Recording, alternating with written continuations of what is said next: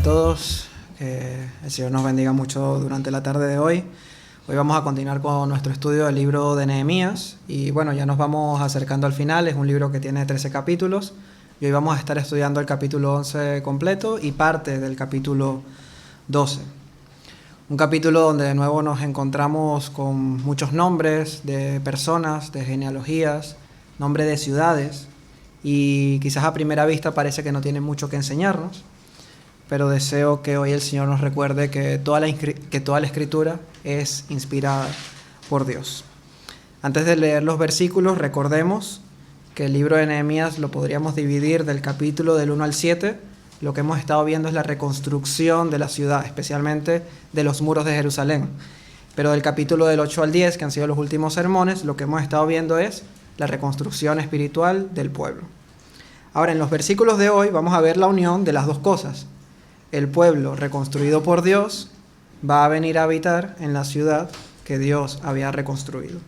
Así que vamos a leerlos juntos. Lo he acomodado un poco para que la lectura no se haga tan pesada. Y leemos juntos y nos siguen con los versículos que están en pantalla. Comenzamos capítulo 11, versículo 1 del libro de Nehemías. Habitaron los jefes del pueblo en Jerusalén, mas el resto del pueblo echó suertes para traer 1 de cada 10 para que morase en Jerusalén, ciudad santa, y las otras 9 partes en las otras ciudades.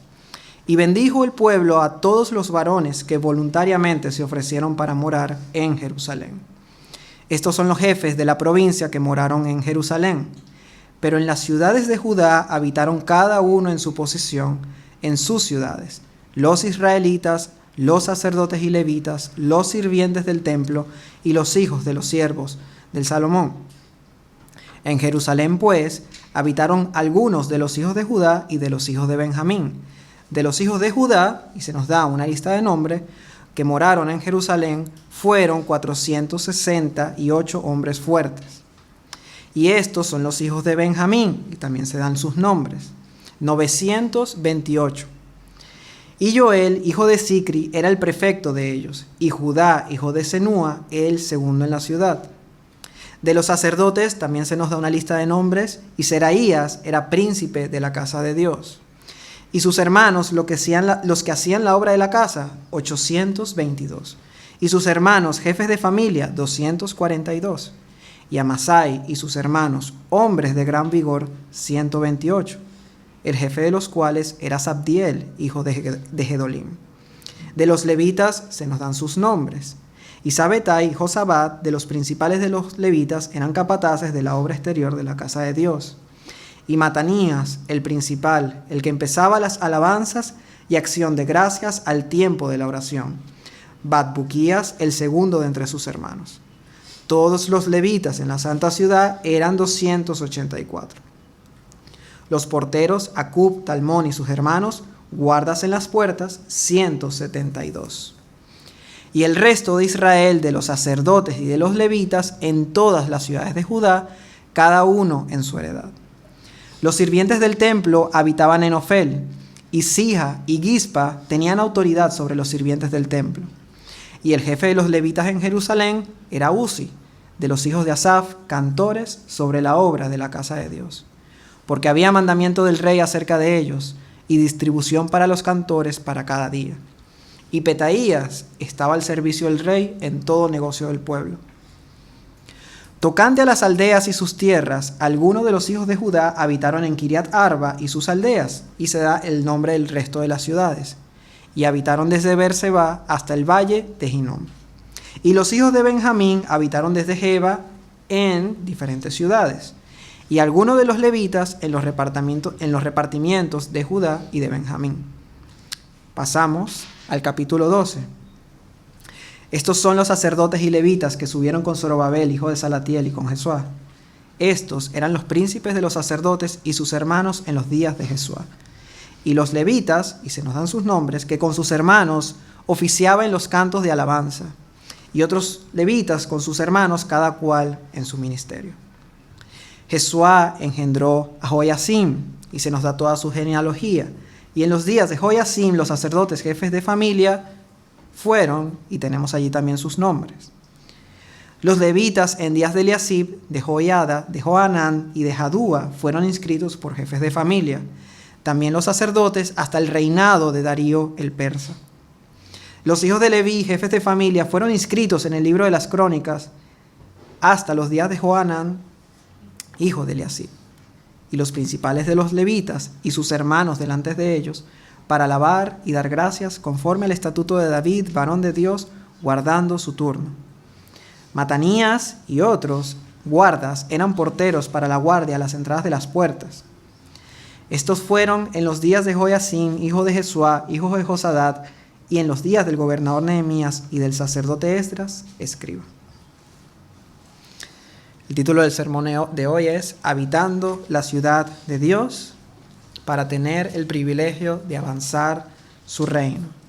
Nehemías capítulo 11 y versículos del 1 al 26 del capítulo 12. Hoy el Señor nos trae una enseñanza que es realmente importante para todos nosotros. Este paso de habitar la ciudad de Dios y de hacerlo correctamente es una prueba de fuego. Y es que hay personas que parece que indican y todo tiene la evidencia de que tienen una buena relación con Dios. Pero llegados a este paso, fallan. Ellos tienen un testimonio de que Cristo les salvó y que cambió su corazón. Ellos leen y conocen las Escrituras, oran y confiesan sus pecados, dicen estar comprometidos en obedecer a Dios, pero después no habitan en su ciudad, no forman parte de su pueblo.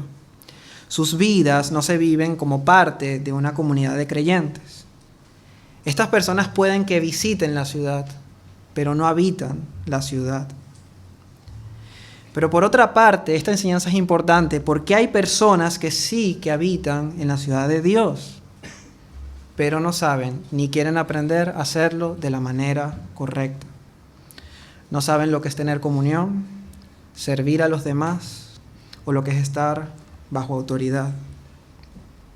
Así que el objetivo del sermón de hoy es entender 4 verdades fundamentales acerca de la ciudad de Dios.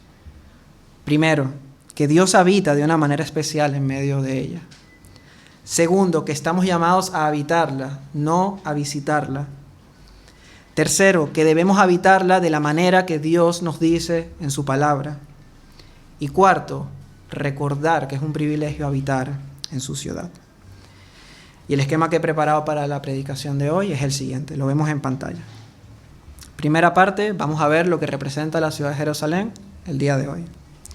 En segundo lugar, vamos a ver cómo estaba el estado de la ciudad en la época de Nehemías. En tercer lugar, vamos a ver el método que Dios tiene para poblar esta ciudad. Cuarto, veremos lo que la ciudad tiene para ofrecer. Quinto, lo que la ciudad necesita. Y en último lugar, vamos a ver el propósito que Dios tenía con esta ciudad. Así que vamos a empezar por el primer punto, la ciudad de Jerusalén el día de hoy. Versículo 1. Habitaron los jefes del pueblo en Jerusalén, mas el resto del pueblo echó suertes para traer 1 de cada 10 para que morase en Jerusalén, la ciudad santa, y las otras 9 partes en las otras ciudades. Es importante entender que Jerusalén no solo era una ciudad santa, sino que, como dicen otras versiones, como la Biblia de las Américas, era la ciudad santa. Esto significa que Jerusalén era una ciudad separada, diferente de las demás, que estaba apartada para Dios y para sus propósitos. Pero ¿qué tenía Jerusalén de especial para poder ser llamada así? Bueno, era en Jerusalén donde se encontraba el templo. Y el templo era el lugar donde Dios había prometido que Él haría su presencia de una manera especial. ¿Por qué? Porque era el templo construido dentro de Jerusalén donde estaban muchos de los simbolismos que reflejaban el carácter único de Dios.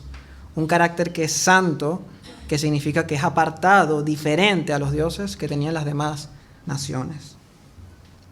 Particularmente en el templo era donde estaba el altar de los sacrificios. Sacrificios que permitían que hombres pecadores pudiesen tener una relación con un Dios santo y apartado del pecado. Pero no de cualquier manera, sino una relación sin que Dios pasara por alto su justicia. Y era por eso que alguien tenía que morir en lugar del pecador. Y el único lugar donde eso ocurría en todo el mundo era en Jerusalén, porque el templo estaba allí. Dios decidió habitar allí. Segunda de Reyes 21. Yo pondré mi nombre para siempre en esta casa, refiriéndose al templo, y en Jerusalén, a la cual escogí de todas las tribus de Israel. Así que Dios eligió un único lugar donde se le podía adorar. Y eso transmitía el mensaje de que hay una sola manera correcta de adorar a Dios. La pregunta para nosotros hoy es, ¿dónde habita Dios hoy? ¿Cuál es esa ciudad santa para nosotros? ¿Sigue siendo Jerusalén? Jesús le respondió a la mujer samaritana: mujer, créeme que la hora viene cuando ni en este monte ni en Jerusalén adoraréis al Padre.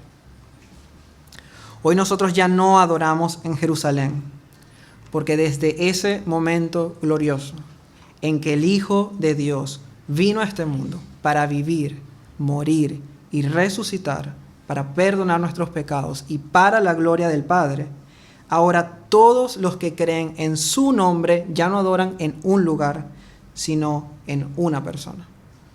Por eso nosotros adoramos en Cristo. Y es en Él la única manera en la que se puede adorar a Dios. Jesús le dijo a los líderes de Israel: destruid este templo y en 3 días los levantaré. Y Juan nos dice: mas Él hablaba del templo de su cuerpo. Jesús es el templo en el sentido de que es en Cristo donde los hombres podemos encontrarnos con Dios. Él es quien refleja todo el carácter de Dios, que como una sombra se reflejaba en el templo, pero que ahora en Cristo se manifestó claramente, siendo Él mismo el sacrificio por nuestros pecados. De manera que en Él podemos ser perdonados sin que Dios pase por alto su justicia. Lo mismo que representaba el templo. Pero más que eso, el Nuevo Testamento también enseña que todos los que estamos en Cristo somos el pueblo de Dios. Y que cuando nos reunimos a adorar su nombre, ese pueblo, todos nosotros, hoy aquí nos convertimos en un templo donde Dios habita de una manera especial. Así lo dice el apóstol Pedro: vosotros también, como piedras vivas, sed edificados como casa espiritual, un templo, y sacerdocio santo, para ofrecer sacrificios espirituales aceptables a Dios por medio de Jesucristo. Ahora nosotros nos hacemos un templo al reunirnos en su nombre, ya no para ofrecer sacrificios de animales, sino para ofrecernos nosotros mismos como un sacrificio para Él, en servicio y en amor por medio de Jesucristo. Porque donde están 2 o 3 congregados en mi nombre, dice el Señor, allí estoy yo en medio de ellos. Así que el pueblo de Dios reunido en el nombre de Cristo es el sitio donde Dios habita de una manera especial, donde manifiesta su gloria y su carácter, muy especialmente a través de la predicación de la palabra y la predicación del Evangelio. Así que cuando nosotros veamos hoy en estos versículos al pueblo de Israel habitando la ciudad de Dios, vamos a poder sacar aplicaciones para nosotros como el pueblo de Dios para poder habitar y vivir en su iglesia, particularmente en la iglesia local. Pablo le dice a Timoteo: para que si tardo sepas cómo debes conducirte en la casa de Dios, que es la iglesia del Dios viviente, columna y baluarte de la verdad. Así que con este primer punto claro, ahora podemos pasar a ver los versículos de hoy. Pero primero vamos a ver el estado en el que se encontraba la ciudad, segunda parte. Vamos a leer unos versículos del capítulo 7, porque es allí donde Nehemías nos narra la situación de la ciudad. Dice: la ciudad era espaciosa y grande, pero poco pueblo dentro de ella, y no había casas reedificadas. Entonces puso Dios en mi corazón que reuniese a los nobles y oficiales y al pueblo, para que fuesen empadronados según sus genealogías. Así que aquí está Jerusalén, con un templo y unos muros reconstruidos. Pero la ciudad estaba vacía. Seguía siendo una ciudad desierta. porque la mayoría del pueblo no vivía en Jerusalén. Fueron allí a construir los muros, pero luego todos vivían, la mayoría, en las aldeas de alrededor. Y eso era un verdadero problema. Vamos a poner un ejemplo. ¿Qué le pasa a tu casa si tú dejas de vivir allí, si nadie la habita? Primero, está más propensa a que la roben y la ataquen, independientemente de la cantidad de cerraduras que le coloques. Segundo, se cae a pedazos, las cosas se dañan porque no hay nadie que las mantenga. Tercero, definitivamente no luciría como un lugar donde vive alguien importante digno de ser conocido. Ahora traslademos eso a una ciudad compuesta por casas abandonadas. Una ciudad que se podía saquear, una ciudad que se iba a derrumbar y definitivamente no iba a ser una ciudad que daría la impresión de que había un rey digno de ser conocido allí. Por eso Nehemías ve urgente repoblar la ciudad. Sí, para protegerla, sí, para prosperarla, pero sobre todo para poder dar testimonio del Dios que había puesto su nombre allí. Allí, no solo para que Israel le conociera, sino para que todas las naciones le conocieran. Y Nehemías nos dice que Dios puso eso en su corazón. Y lo que eso nos dice es que no solamente era el deseo de Nehemías, sino que está en el mismo corazón de Dios el deseo de que su ciudad se llene para que las personas le conozcan. Enseñanzas para nosotros. Primero, la iglesia necesita personas. Eso que parece evidente, hay que decirlo. Para protegerla, para sostenerla, pero especialmente para dar testimonio al mundo. Y en segundo lugar, debe estar en el corazón de todo creyente que la ciudad de Dios se llene. Que se llene de personas para que las personas que están lejos del Señor puedan venir a acercarse a Él y conocerle. Pero aunque ese deseo debe estar en todos nosotros y es un deseo piadoso, debemos tener cuidado porque no podemos llenar la ciudad de Dios de cualquier manera. No podemos hacerlo con nuestras estrategias, sino con el método que Dios ha designado para llenar su ciudad. Y eso lo veremos en la tercera parte, el método para poblar la ciudad. Bueno, ¿cuál es ese método? ¿Cuál es el método que Dios utiliza? Es interesante que Nehemías tiene este deseo en el capítulo 7, pero no es sino hasta el capítulo 11 que la ciudad se empieza a poblar. Y la pregunta es, ¿por qué? Bueno, porque para que la ciudad cumpliera el propósito de Dios, para que realmente fuese santa, no era suficiente llenarla con descendientes físicos de Israel, que era lo que Nehemías quería hacer en un inicio. Quería que se empadronaran según sus genealogías. Y eso estaba bien, porque la ciudad tenía que estar llena de israelitas.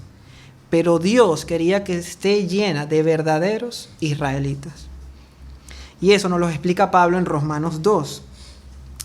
Dice que no es judío el que lo es exteriormente, ni es la circuncisión la que se hace exteriormente, en la carne, sino que es judío el que lo es en lo interior.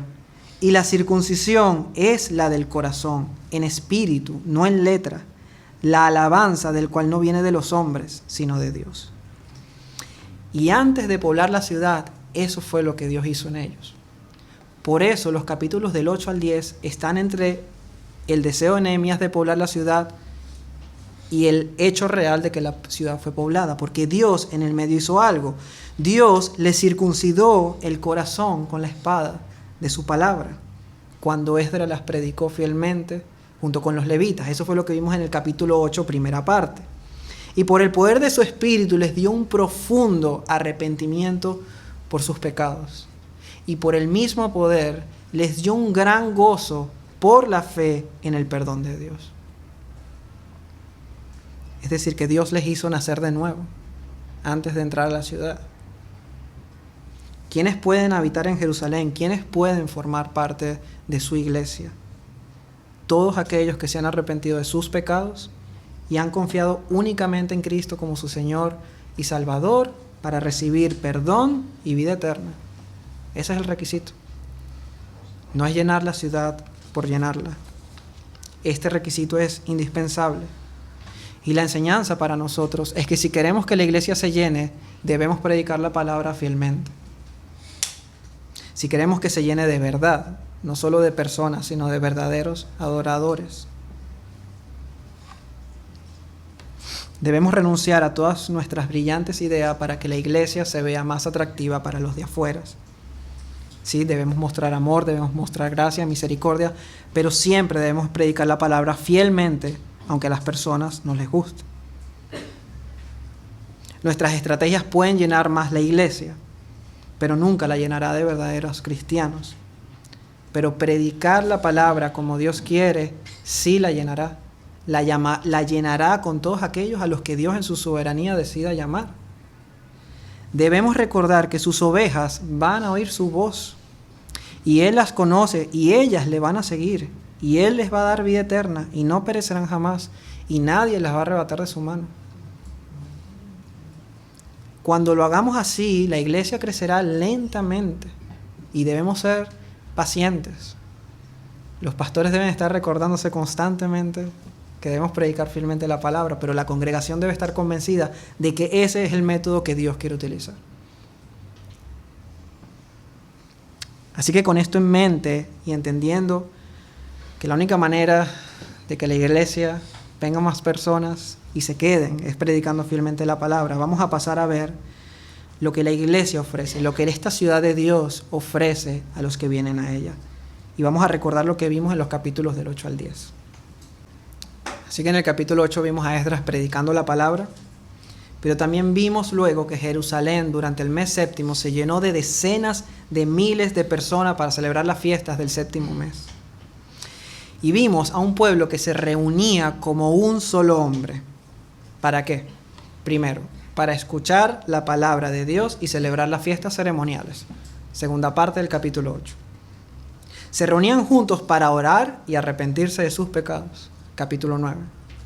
Y estaban juntos para comprometerse como comunidad a servir y a obedecer al Señor en todas las áreas de su vida. Capítulo 10.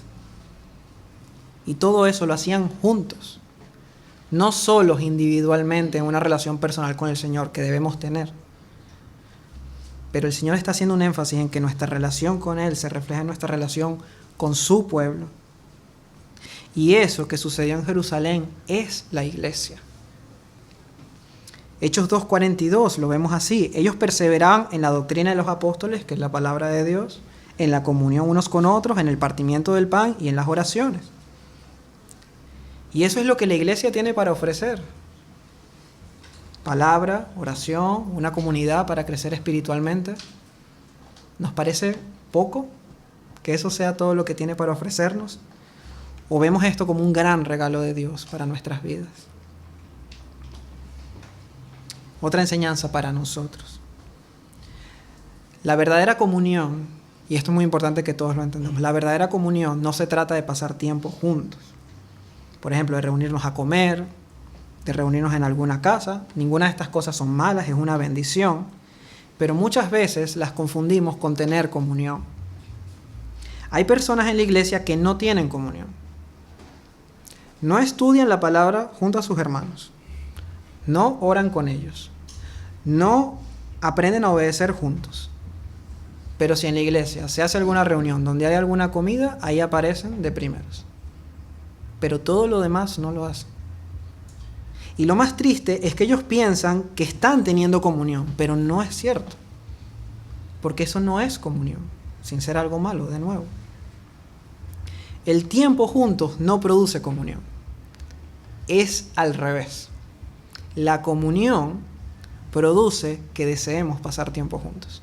Y un tiempo juntos donde Dios está en el centro, en nuestras conversaciones, en lo que hablamos, nos edificamos, crecemos espiritualmente.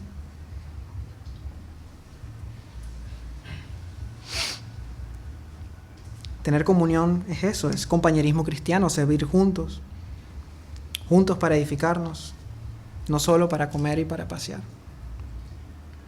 Pero también quiero extraer una enseñanza para aquellos que nos están visitando desde hace poco tiempo. Quiero darles con cariño estas recomendaciones antes de tomar la decisión de unirte e integrarte en una congregación. Primero, asegúrate que realmente crees en el Evangelio. Porque es el primer paso que ya vimos. para poder estar en la ciudad de Dios, habernos arrepentido de nuestros pecados y creer solamente en Cristo como Señor y Salvador, no solo como Salvador, como Señor, que quiere decir que me he rendido a Él para obedecerle, y como Salvador.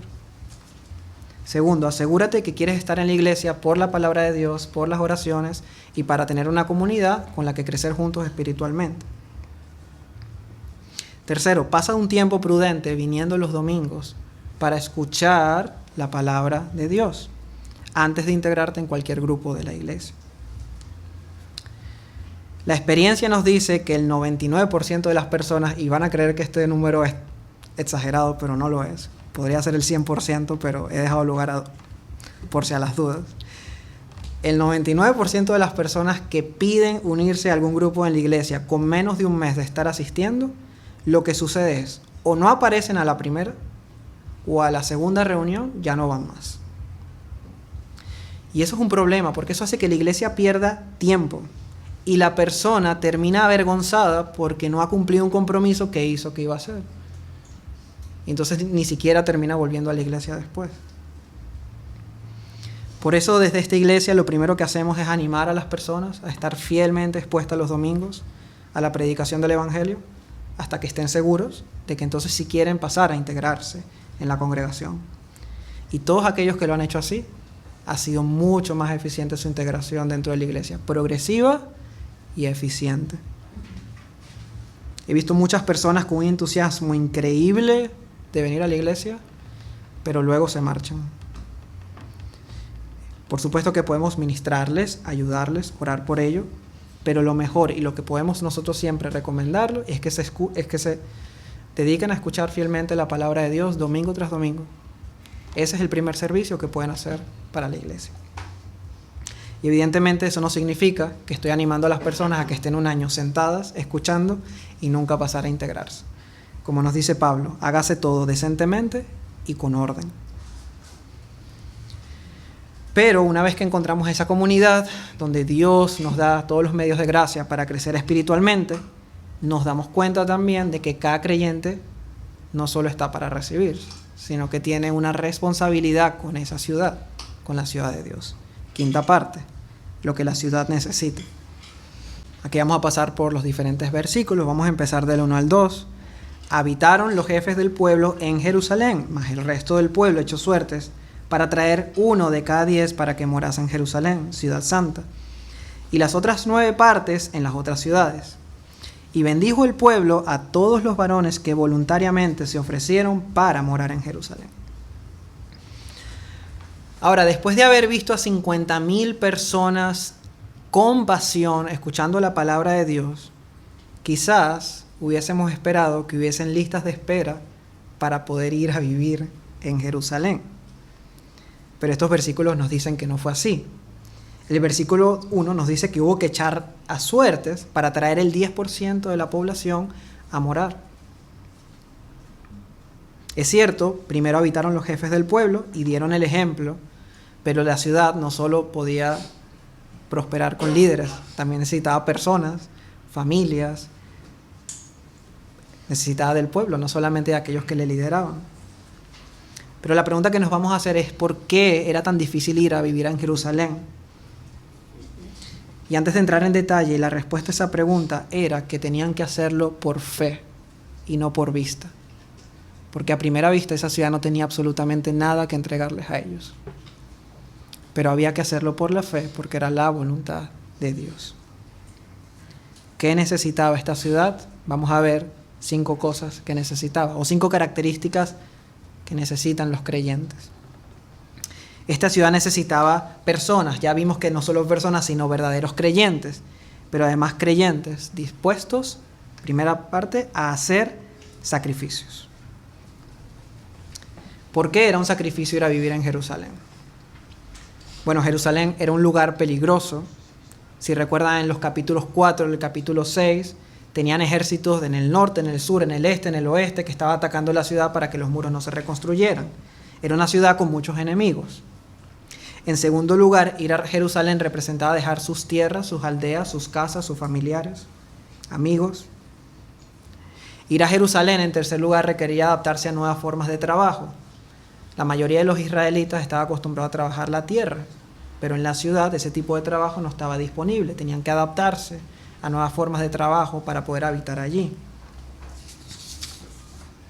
Así que la decisión de dejar sus comodidades, que eran legítimas, no tenían nada de malo, para ir a habitar en Jerusalén era un gran sacrificio.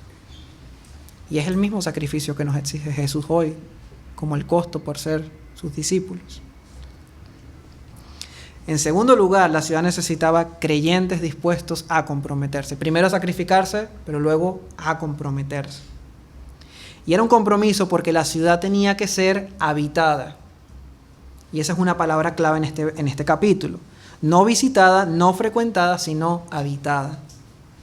Esta palabra, que también aparece como morar, se repite hasta 9 veces en el capítulo 11 y significa establecerse, quedarse, asentarse, permanecer. Incluso a veces se utiliza para referirse a casarse con alguien. Y eso es un compromiso. La enseñanza para nosotros es que muchas personas viven la vida cristiana fuera de una iglesia local. Y el Señor nos dice que eso es imposible. No se puede. Una vida cristiana sin iglesia es una vida sin Cristo, y una vida sin Cristo no es una verdadera vida. No se puede vivir la vida cristiana fuera de una iglesia local. Pero en segundo lugar, hay otras personas que sí tienen la iglesia como parte de su vida, pero solo la visitan, la frecuentan, vienen, escuchan el sermón, se marchan, y eso siempre que no haya algo más importante para hacer. Una pregunta para todos nosotros. ¿Alguna vez han tenido visitas en su casa? Sí, ¿verdad? Seguro que sí. Todos los que lo han hecho saben que es una alegría poder ser hospedadores y recibir a los demás y darle de lo que Dios te ha dado. Pero la realidad es que recibir visitas es un esfuerzo. Tu casa normalmente queda con más trabajo, e incluso el trabajo que tienes que hacer antes para recibir a las personas genera trabajo. Es un trabajo, es un esfuerzo. Pero lo hacemos con gozo, con amor, para aquellos que queremos atender, que no son parte de nuestra familia, e invitamos a nuestro hogar. Ahora, quiero que te imagines a un miembro de la familia que se comporte como una visita.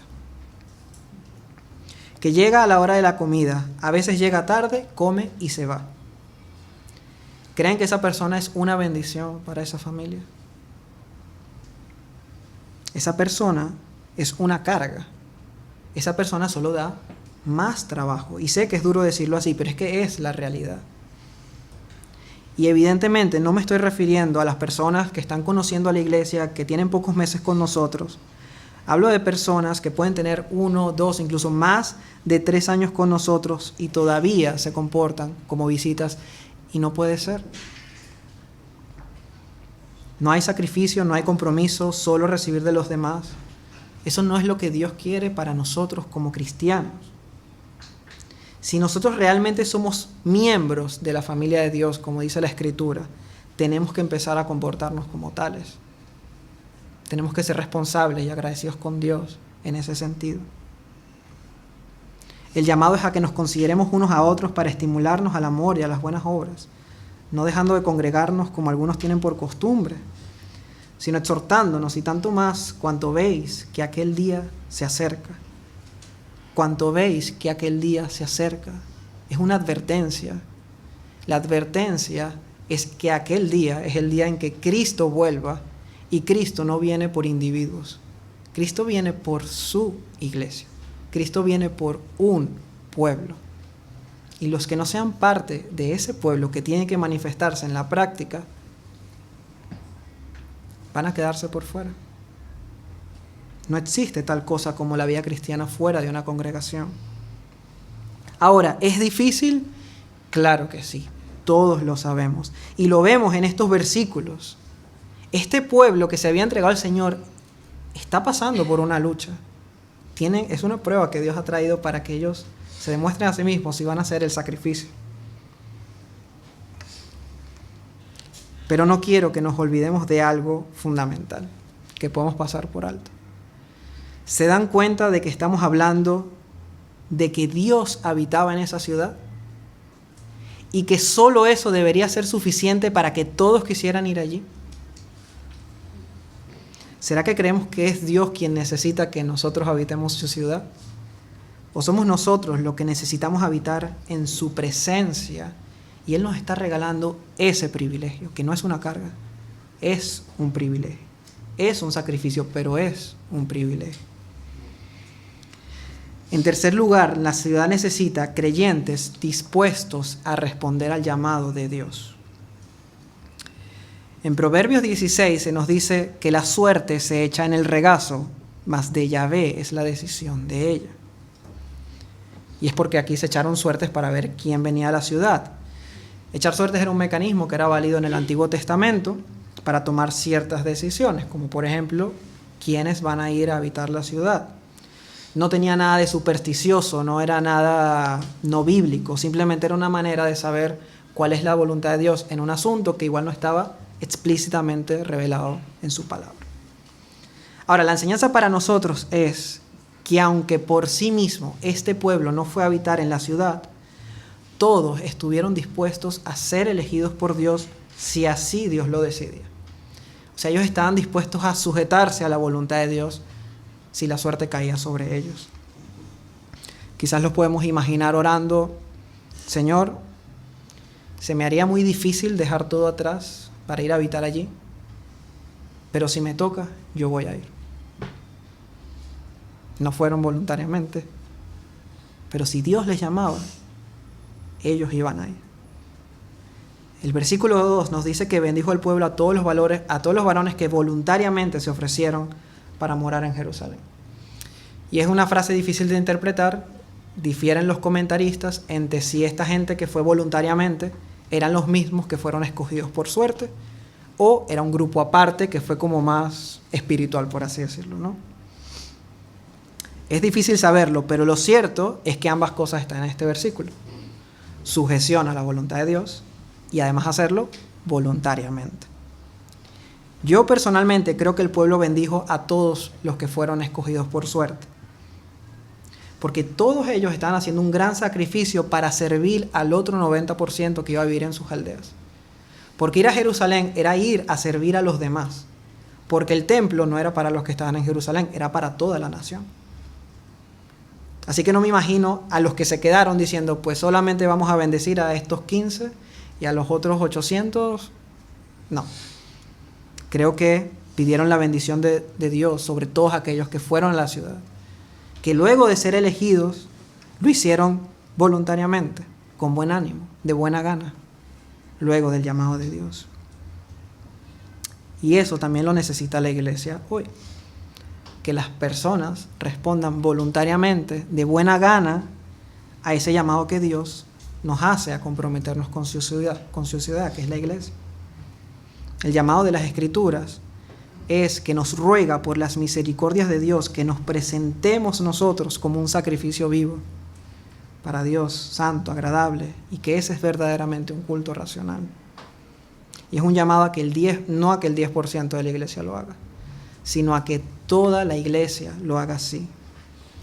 Debemos recordar que si hemos creído en Cristo, ya no somos extranjeros, sino que somos conciudadanos de los santos. Todos los creyentes somos ciudadanos del reino de Dios, unos con otros, y miembros de la familia de Dios, todos, no solo el 10%. Pero la ciudad demandaba algo más de ellos, no solamente ser habitada. La ciudad también demandaba creyentes dispuestos y disponibles a servir. No solo dispuestos, que decían que iban a servir, sino que cuando se les llamara a hacerlo, lo hicieran.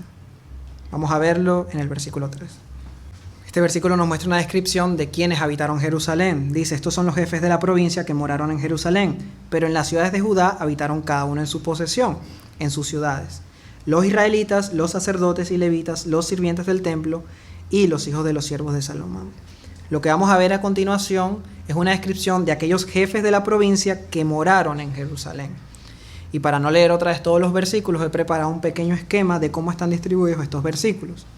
Se nos dan los nombres primeramente, estos son todos los que fueron a Jerusalén, de los hijos de Judá, luego los hijos de Benjamín, luego los nombres de los sacerdotes, de los levitas y de los sirvientes del templo.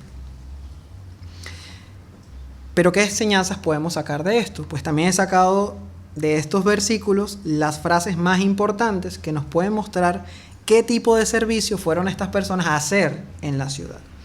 Así que vamos a ver los servicios que habían en la ciudad, o por lo menos los que se mencionan.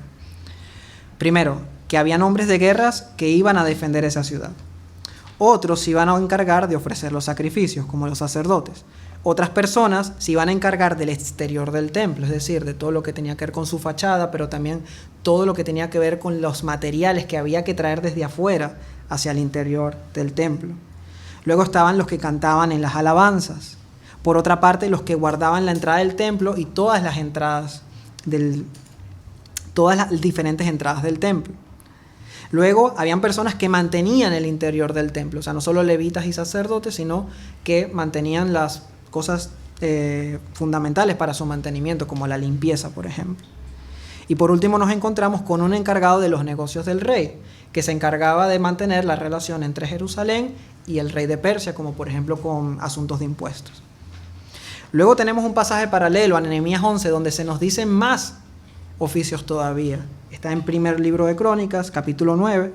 Se nos nombran, por ejemplo, algunos encargados de los utensilios, otros encargados de la preparación de comida para rituales ceremoniales y otros que hacían perfumes para los aceites que tenían que derramarse en las ceremonias.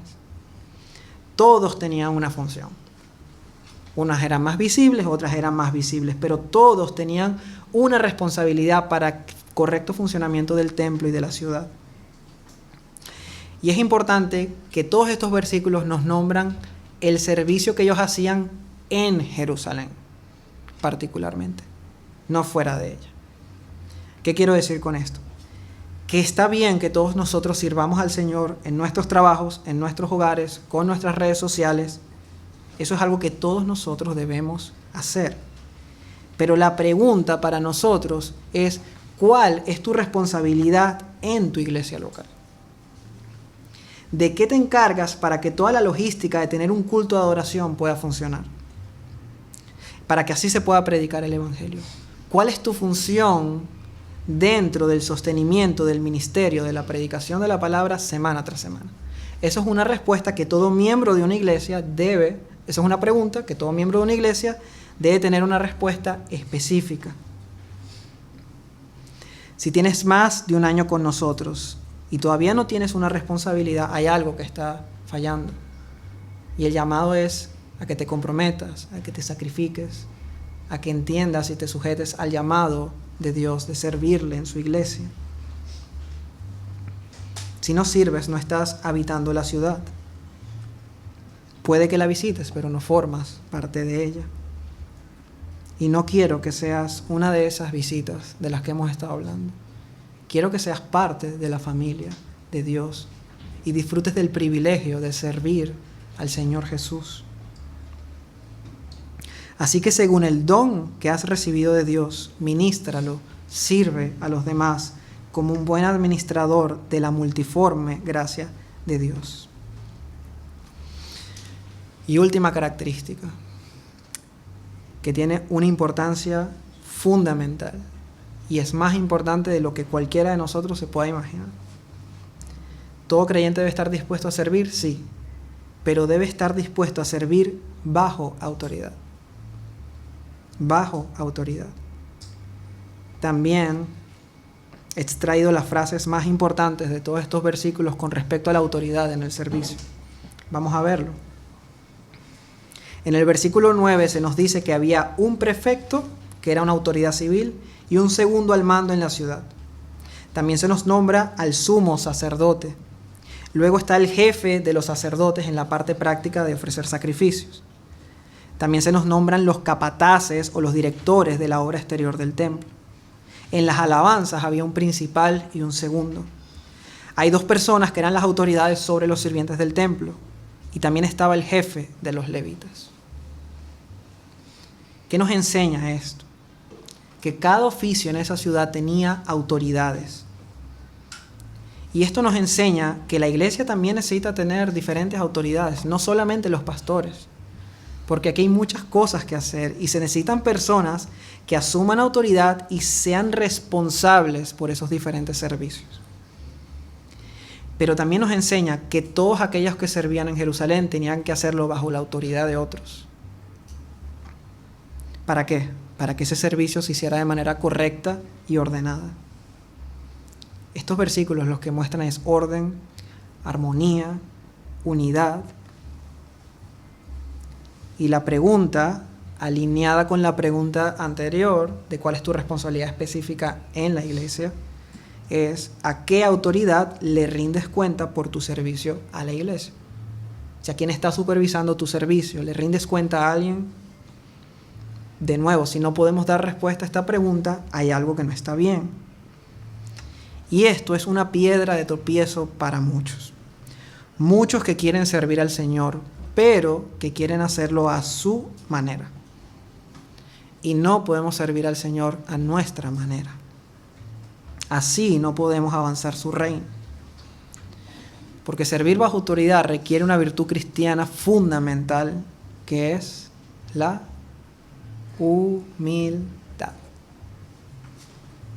Solo la persona humilde puede seguir instrucciones, puede aceptar correcciones, se hace responsable por el rendimiento de su servicio. Incluso algo tan elemental como respetar y mostrar respeto a los que te guían es cosas que a veces en la iglesia brilla por su ausencia. No la mayoría, pero personas que se ven parte de la iglesia y no saben ni siquiera guardar respeto a los demás. Esto que acabamos de nombrar, ser responsable, seguir instrucciones, estar bajo autoridad, es tan evidente en nuestros trabajos. Nadie lo pondría en duda, pero parece que cuando lo aplicamos en la iglesia es como que nos cambia la mentalidad. Y una de las cosas más tristes que he podido experimentar en las personas que no se sujetan es que normalmente tienen unos dones que serían de gran bendición para la iglesia, pero lo tiran todo a la basura por su arrogancia. Y de nuevo, es muy triste verlo eso. Tenemos que recordar que no servir bajo autoridad es la evidencia de que no queremos servir para la gloria de Dios, sino que queremos servir para nuestra gloria, para nuestros propios propósitos. Muchas personas se han marchado de la iglesia por esta causa. Cuando se empieza a ejercer autoridad sobre ellas, se van. Pero otras se han estancado y han retrocedido espiritualmente por lo mismo. Y debemos recordar que quien se opone a la autoridad, a lo establecido por Dios, resiste, y los que resisten acarrean condenación para sí mismos. ¿Saben para qué Dios pone autoridades? Vamos a hablar en este caso de la iglesia. Dios lo pone para evitarnos la desgracia de hacer un servicio según nuestra propia opinión y luego tener que rendir cuentas delante de Él por un servicio mal hecho. Así que la autoridad, lejos de ser un problema, realmente es una gran bendición. Y todos los que en esta iglesia sirven bajo autoridad pueden dar testimonio de que es una gran bendición del cielo, sobre todo si nuestros líderes están enfocados en el Señor. Quizás hoy sea un día para cambiar de mentalidad, para humillarnos ante el Señor y dejar de estar estancados espiritualmente por causa de nuestra arrogancia. Veamos el último punto, el propósito que Dios tenía con la ciudad. De nuevo, muchos versículos, así que he dividido un poco el esquema para comentar los puntos más importantes. Ahora, antes estuvimos viendo los nombres de las personas que fueron a Jerusalén. Ahora se nos va a nombrar las ciudades que se habitaron fuera de Jerusalén, o sea, el nombre de las aldeas. Primero se nos nombran las aldeas que habitó la tribu de Judá, luego las que habitó la tribu de Benjamín, y se nos dice que los levitas habitaron con Judá y Benjamín, porque los levitas, si recuerdan en Josué, no tenían una tierra, no tenían una herencia, ellos habitaban en las demás tribus. Pero luego entramos al capítulo 12 y lo que se nos da es una lista de sacerdotes durante toda la época luego de regresar de la cautividad, o sea, la época post-exílica. Vemos los sacerdotes que subieron con Jesuá, que fue el primer regreso de los judíos bajo el decreto del rey Ciro. Luego se nos da la genealogía de Jesuá, que era el sumo sacerdote en esa época. Se nos nombran las casas sacerdotales en los días de Joiacim, que estaban entre Jesuá y Nehemías. Importante porque habían 22 casas sacerdotales de las 24 que existían en su momento, o sea que Dios las había preservado. Y luego se nos nombran sacerdotes y levitas en días de Esdras y Nehemías. Así que bueno, ¿qué podemos aprender de esto? Primero, Dios siempre guarda un remanente con el que cumple sus promesas. Israel había sido llevado cautivo a Babilonia por su desobediencia y fácilmente pudieron haber desaparecido o nunca volver a la tierra, si no fuese por la fidelidad y bondad de Dios. Estas ciudades que vemos aquí nos recuerdan el favor inmerecido de Dios con su pueblo. Y hemos estado hablando de servicio, de estar bajo autoridad, de todo lo que tenemos que sacrificar, nuestro compromiso, todo lo que tenemos que hacer para el Señor, pero que nunca se nos olvide dónde estábamos nosotros antes de conocerle. Para que de nuevo no creamos que es que Dios nos debe algo y que es una opción servirle. Estamos hoy aquí porque Él, al igual que a ese pueblo, nos hizo volver a casa y por eso le servimos. Esa siempre tiene que ser nuestra motivación. Pero en segundo lugar, vemos aquí que Dios preservó a la tribu de Judá. Y es importante porque era de Judá de donde vendría el rey prometido, rey del linaje de David. Y Dios muestra que Él mantiene su promesa de que vendría el verdadero rey a pesar de vivir bajo el imperio persa. Pero los judíos pensaban que ese rey venía a liberarles de la esclavitud con las demás naciones. Pero nosotros sabemos que ese rey es Jesús, llamado el León de la tribu de Judá, que vino a liberarnos de la esclavitud del pecado y a reinar sobre nuestras vidas. Y en último lugar, Dios preservó el oficio de los sacerdotes a través de las generaciones. Y esto es un recordatorio de que Dios seguía abriendo sus brazos para que los pecadores pudiesen reconciliarse con Él. En ese entonces, a través de los sacrificios de animales que hacían los sacerdotes, que eran una sombra de Jesús, que fue el sacrificio definitivo y que es nuestro gran sumo sacerdote. Lo que aprendemos de ellos es que este pueblo estaba siendo un instrumento de Dios para preparar todo para la primera venida de Cristo, para la inauguración de su reino. Y nosotros ahora tenemos el inmenso privilegio de que Dios nos use como sus instrumentos para preparar todo para su segunda venida, para la consumación de su reino. Y para que en ese entonces muchos más puedan seguir viniendo para ser reconciliados por Dios al creer en Cristo y arrepentirse de sus pecados.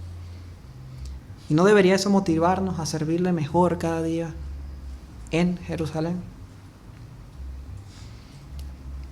Termino. Y quiero terminar con algunas reflexiones de estos temas que hemos tratado hoy.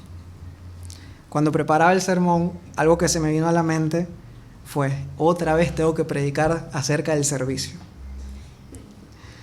Pero luego pensé que no estaba predicando temáticamente. O sea, no prediqué el servicio porque quería, sino porque tocaba. Y la pregunta que me hice fue, ¿no será que la vida cristiana es una vida de servicio y por eso el Señor nos lo está recordando a cada momento? Se nos olvida que no somos siervos porque servimos, sino que servimos porque somos siervos. Somos hijos de Dios, sí, pero somos sus siervos, nada más. Somos siervos de Cristo por amor. ¿No es por eso que le llamamos mi Señor Jesús? Somos sus siervos. Y hay que aprender a servirle.